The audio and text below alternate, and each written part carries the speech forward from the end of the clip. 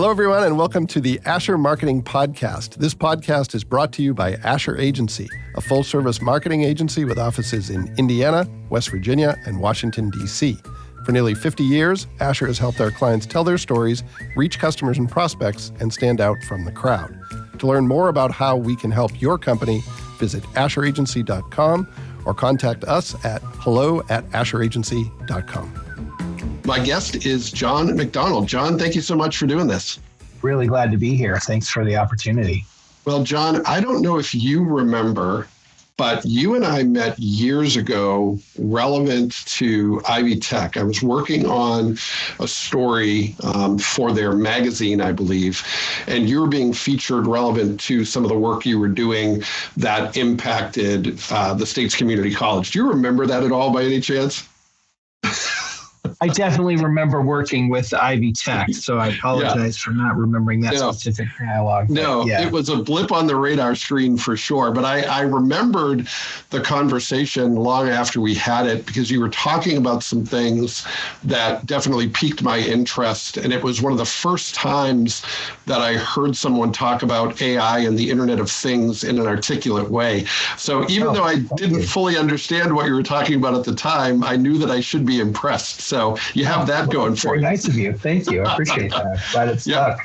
Mm-hmm. Well, and I recalled that when I saw that you were going to be taking the role at the Northeast Indiana Innovation Community. Do I have that right? Right. Yeah, we just changed the name from Center to Community. That's right. Yeah. Mm-hmm. Great. And we'll talk about that in just a few minutes. But before we do, I wanted to hear a little bit about your career path. And you've had quite an interesting career. You've been in the higher ed space, the innovation space. You've been in the technology space. So I'd like you to tell me, how did all of that start? What were you thinking about career-wise, and where did you go from there, and how have you pivoted over the years? I know that's a long story, but start wherever you want. Well, I certainly wish that I could have planned all this ahead of time. 0% of that actually happened. So, maybe what will be useful is just to go backwards in time. How about that? So, sounds good. Immediately prior to doing this role, I was the head of strategy and initiatives for the Tulsa Innovation Labs, which is a real similar organization to the NIC. Funded differently, though.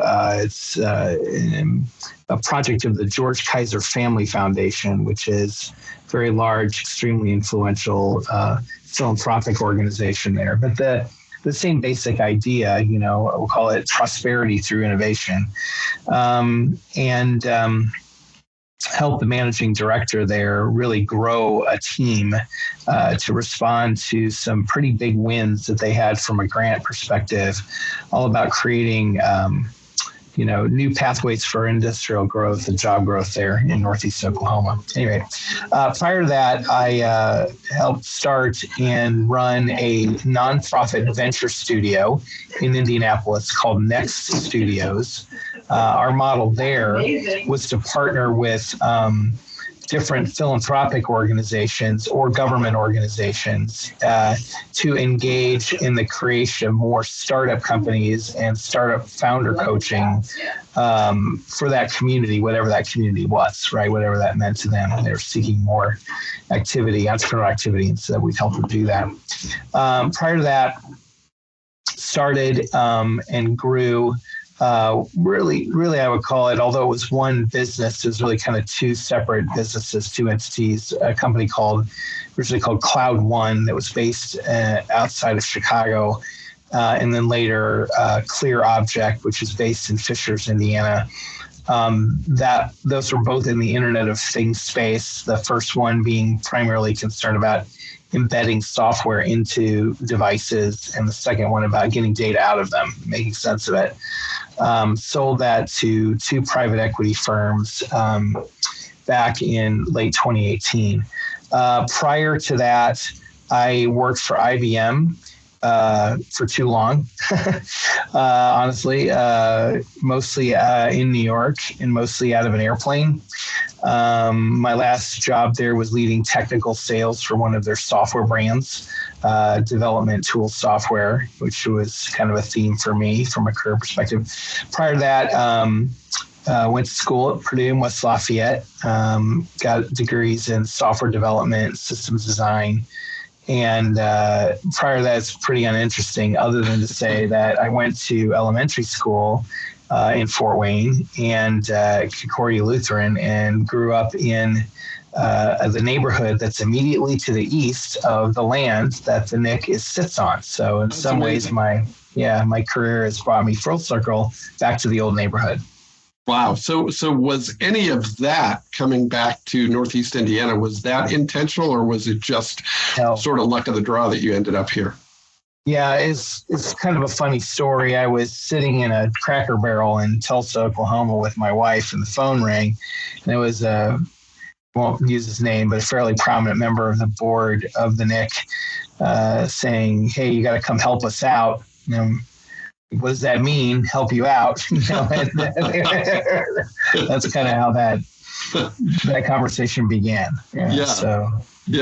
Yeah.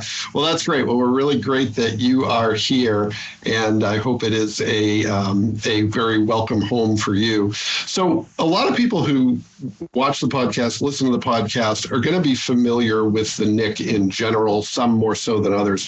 But how do you describe this new place where you find yourself? When people ask you what exactly is the Nick, how do you define it? Yeah.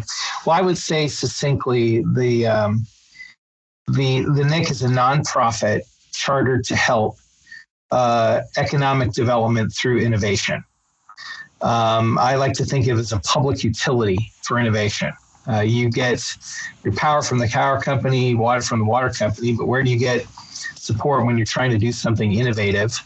That's where I think the Nick's role is, and certainly has been since its founding, 26 years ago. The reality is that innovation can come from anywhere. It's not just about startups.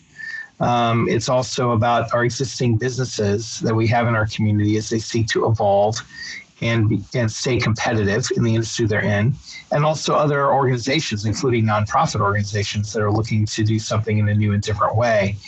The root word of innovative is nouveau, or new. And so it's really about trying to do something new.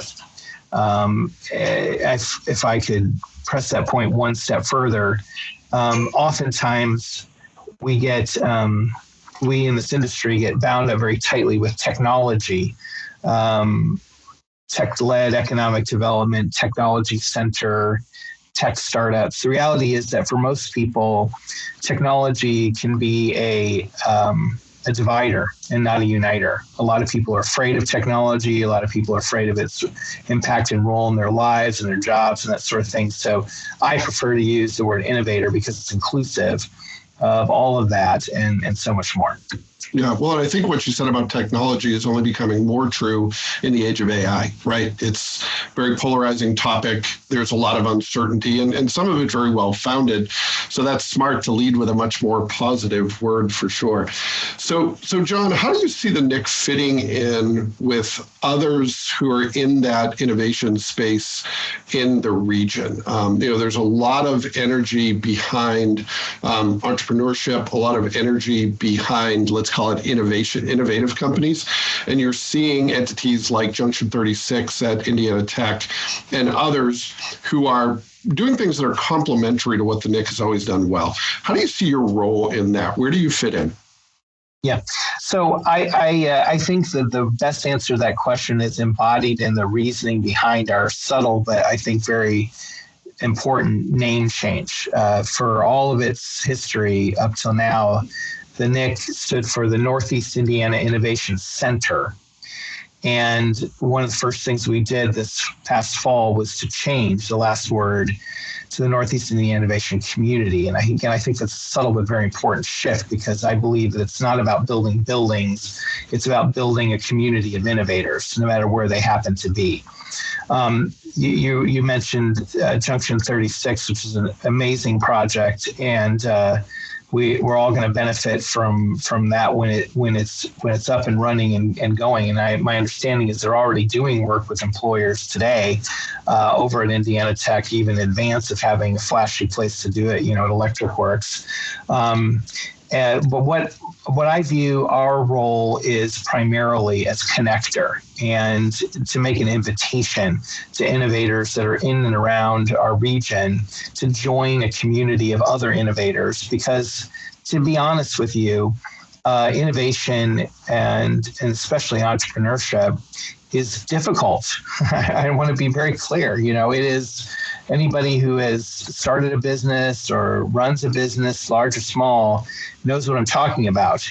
It can be fraught with anxiety, with income insecurity, with loneliness, isolation. I mean, there's a lot of trouble that comes when you decide that you want to start to build a business. And I think that we do prospective entrepreneurs, a disservice when we try to market entrepreneurship as a glamour shot. You too could be an entrepreneur. It's fun. It's exciting, and it can be those things, but it can also be a lot of other things too that are not so glamorous. And so I feel like it's important for us to put the message out there that if you have the audacity to want to be an entrepreneur or an innovator, that you probably don't want to do that alone. Right. We want to invite you to become a member of a community of other people that are trying to do those things. And then through those connections, potentially new opportunities come, new ways for you to apply your skills come about. So I think our role is very distinctly that connector. I think of it as a one room with many doors, right, that we want to invite people in, if that makes any sense. It does. And I would imagine that shift from center to community has become more important in recent years, maybe especially the last 5 or 6, because back when the NIC first came into being, a lot of it was about the space, providing space and shared services for people who wanted to start a business, but they needed, some help in doing that. And a lot of the help they needed was administrative and other, complementary services. But I would imagine that over time, that's become less important and people need more of the knowledge and they need the support network. Sounds like that's true, correct? Could not have said it better myself. The reality is that the NIC was constructed originally in a different era when you didn't have, free Wi-Fi everywhere at the local Starbucks, and you didn't have, cloud-based call services and, printing from the sky to, the local, all those things that now have evolved since then to enable entrepreneurs to really work from anywhere.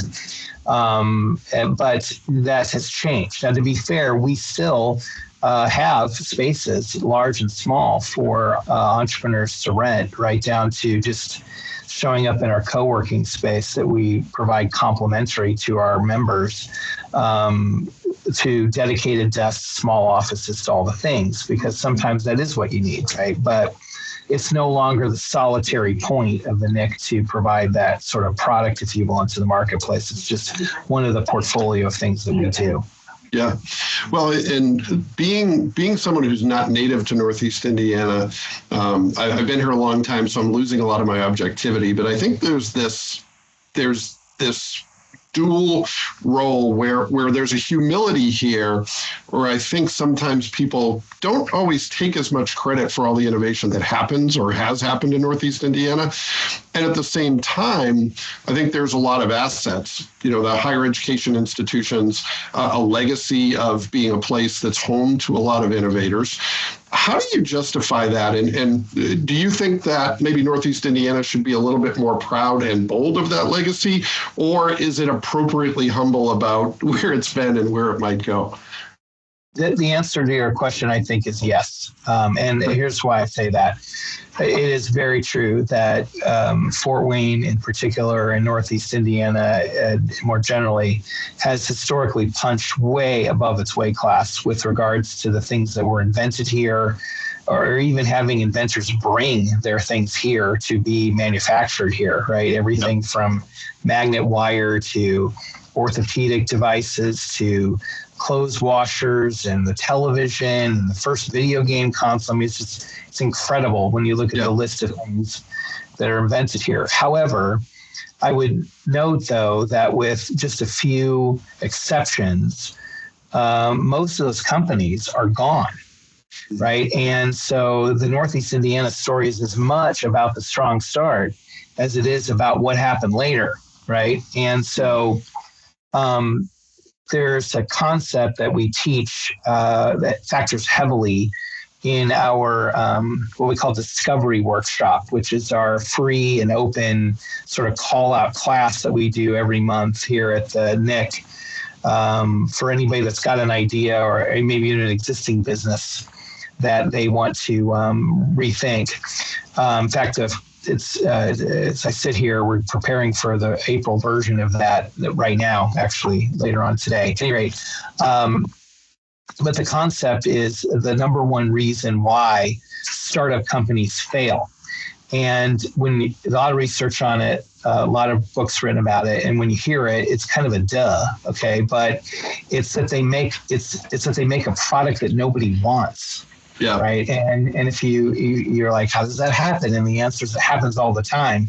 In fact, it's so common that it even has a name. It's called innovator's bias. What happens is an inventor or a budding entrepreneur will get an idea in their head for a solution or product that burns so brightly, they just want everybody to see it the way that they do. And if you get any sort of pushback or guff about it, they'll just be like, you just don't understand, and they'll keep pouring money and energy into it until they introduce it in the marketplace finally, and they realize that it doesn't solve a problem for anyone. And then they enter what the industry literally calls the valley of death, and it gets its name for that exact reason. The cool thing about it is there's a very simple antidote to it, and it's to love the problem that you're trying to solve, not the solution. It makes everything else infinitely easier, including what the solution should be. And the reason I mention that is because existing businesses also suffer from a form of innovator's bias. And it's that when you actually get success with a product or service, you tend to optimize around wanting to deliver that better, faster, cheaper, and more of it. But the reality is your buyer's interests and needs evolve over time, but sometimes you don't, right? Yeah. And you can get misaligned, and then you get out-innovated by somebody you've never even met, and then they acquire you and then downsize you and then move all the jobs away, right? Which is the other part of the story. Yeah. And so the antidote to that's really simple. We have to empower our existing business owners to be their own self-disruptors. They have to constantly be evolving their product or service to meet today's needs, not yesterday's needs. And in doing so, stay ahead of their competition and stay here and stay employing and stay growing. So I think that yin and yang of both being proud of our history, but also understand the lessons of our history and what we need to be doing forward at the same time is critically important. Well, and I would assume there are times when that innovator's bias, it's a product that the world just isn't quite ready for, right? Maybe a good idea, but people may not even recognize that they have the problem it's trying to solve. Yes, you can. Mm-hmm. And it really doesn't matter. It's still the same problem, right? Yeah, you can be ahead of the market. Lord knows we were with Cloud One, that first startup I told you about. That business was moving embedded software development environments into the cloud. Pretty sophisticated move. But most of our conversations for the first 2 years were, what's a cloud? Yeah. Right? Yeah. So pretty big leap from, what's a cloud to, we had no competitors, but that was a problem because we were early to the market by several years for sure. And learned a lot of investment dollars and a lot of equity and waiting for the market to come around. Well, it certainly, it's maybe hard-won credibility, but it's something you can speak to firsthand with some of these innovators. I've been there and I know how it feels, but you need to adapt pretty quickly when you're in that position. Yeah. 100% agree. So John, what's your vision as you look forward? You're by no means just getting started in your career, but at the NIC, you're still a little fresh. As you look ahead, where do you hope to go from here? What do you hope to accomplish during your time in leadership in that role? That's such a great question. I'm really glad that you asked it. Well, on the short term, we're really focused on three things. First, this sort of center to community evolution, right? Repositioning our building as a community center for innovators, opening it up for conferences and events and co-working, that sort of thing. we're also focused secondarily on shoring up and making more resilient and scalable that early stage coaching that you mentioned at the top of this podcast that we're well known for, I think, within the community, and being able to do more of that, make that more resilient. And then the last thing being this engagement of our existing employers in the community who have never really seen the NIC as a provider of any support for them. But that's really goes back to our original charter. We never really executed on, but now we are. And so that's kind of the startup part of our story, if you will, within the context of the NIC, is reintroducing that. But from a longer term perspective, the reality is, it goes back to what I mentioned at the beginning. Innovators are everywhere. They're not just at the corner of St. Joe and Stellhorn Roads in Fort Wayne, right? And so over time, we want the NIC to be less about a center and a place and much more about a community. And we want to be much more outbound in our activities and bring, events and programming for sure to other counties, to other co-working spaces, even to other places within Allen County, like Electric Works, right? But also the boardrooms of the conference rooms and so on of our existing employers, and the schools and the classrooms for budding entrepreneurs within our education system, and be less focused on having everybody come to us and be more about having us go out and be evangelists and bridge builders to other places where people might be. I think in doing so, it will evolve to what's the best version of the NIC, which is that community builder and bridge builder that I think has been missing potentially from the scene for some time.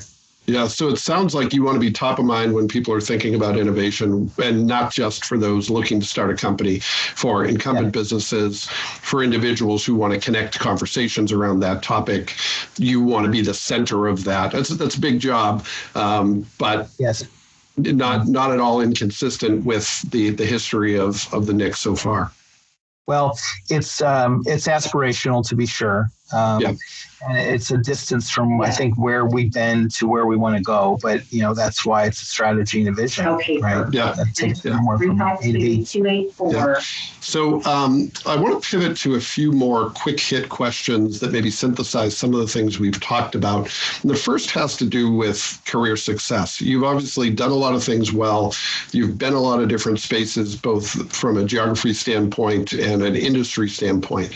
What have you learned in that, John, that you would say represents your best career advice if you're looking to tell someone what helps establish a successful and fulfilling career? What would you say? Great question. Well, I will say first philosophical point for me is that I believe that entrepreneurship is the single best way to lift anyone out of whatever economic condition they find themselves in, either being one or working for one. It's the old proverbial, teach a man to fish and a leap for life kind of an idea, right?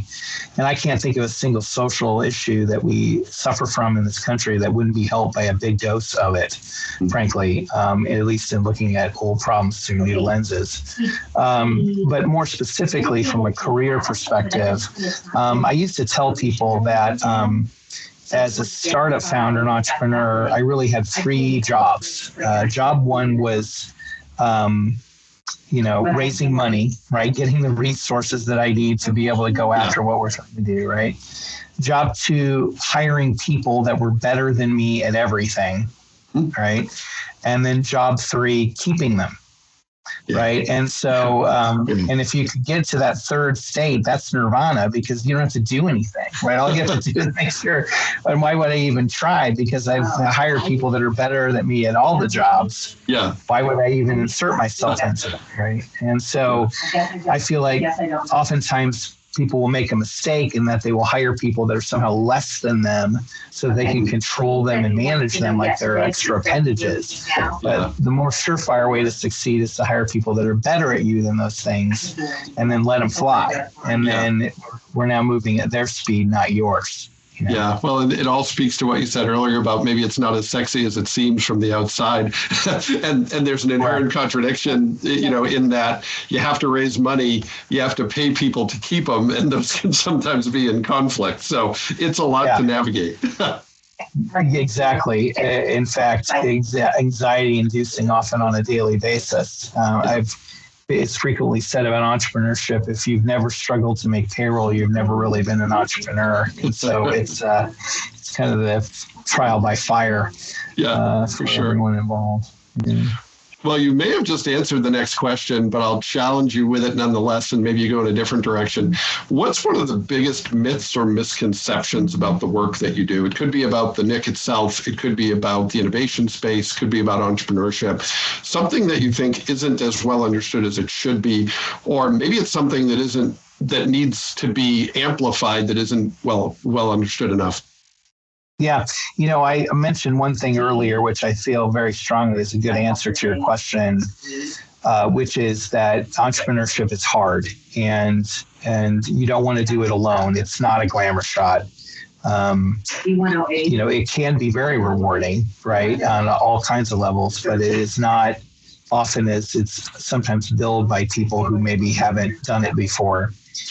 But to add to that point, I would also say that there's this myth about entrepreneurs that somehow there are these wild and crazy people that throw caution to the wind and do all these crazy things and just try to be disruptive and whatever. And reality is nothing could be further from the truth. The successful entrepreneurs that I know are some of those calculated people that I know. They're constantly trying to think about how could this go wrong and how can I lay safety nets under my organization so that if one of the nets rips, everybody falls through and goes, oh, glad there was a net here. Thank you very much. You're right, kind of a thing. And so the purpose of entrepreneurship is not disruption. It's a side effect, to be sure, that if you're successful at it, you will disrupt. But that if you enter entrepreneurship with the intention of being a disruptor, be prepared to be disappointed because you probably will not succeed. Yeah, so the short answer is there's probably more myth and misconception about entrepreneurship than there is fact and reality. Completely agree. And to that point, I'll add one more for the record.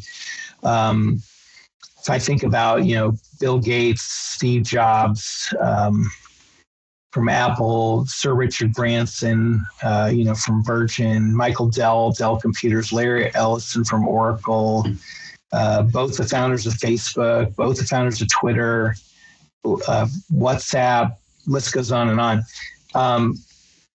Other than being, successful tech entrepreneurs and mostly white males, unfortunately, there's one other thing that they all have in common, which is that none of them have a college degree.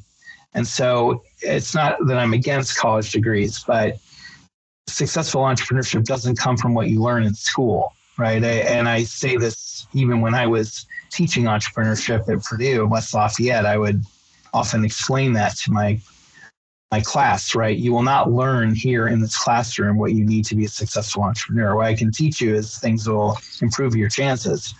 Mm-hmm. There is, in fact, it's not the color of your skin. It's not where you grew up. It's not how old you are, how much money you have. It's none of the above. The thing that makes a successful entrepreneur is really just two things. First one is coachability. Do you want the input? Or like we like to say, do you have ears? Right? Because some people don't, right? They have a feedback loop from their mouth to their ear and nothing's getting in between that, right? Yeah. And so probably won't succeed if you're not coachable. The other one, though, is intentionality. It's the intentionality to do something about your idea right now, not tomorrow, but today. And these two concepts are kind of in a yin and yang. They're in a bit of a conflict because if you're too coachable, you'll just vector off on the last thing you heard. Yeah. But if you're too intentional, you'll vector right off the edge of a cliff without getting any input. Right? So you got to keep those two forces in balance. But they are, in fact, the things that make successful entrepreneurs. Yeah. So John, I'm gonna pivot to a side question.